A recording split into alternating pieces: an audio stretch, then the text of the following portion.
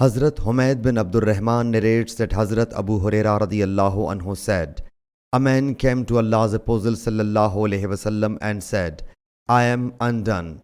He sallallahu alaihi wasallam said, what has happened to you? He submitted, I had a sexual intercourse with my wife while fasting. Allah's Apostle sallallahu alaihi wasallam said, will you set a slave free? He submitted, no. He sallallahu alaihi wasallam said, do you have the capacity to observe fast for 2 consecutive months? He submitted, no.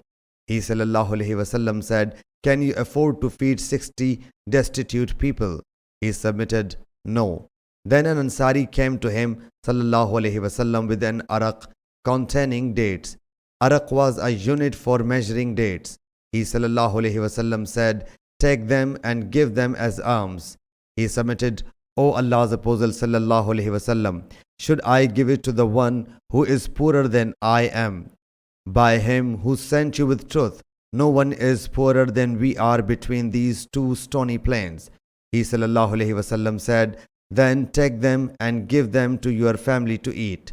Sahih Bukhari Hadith number 2600.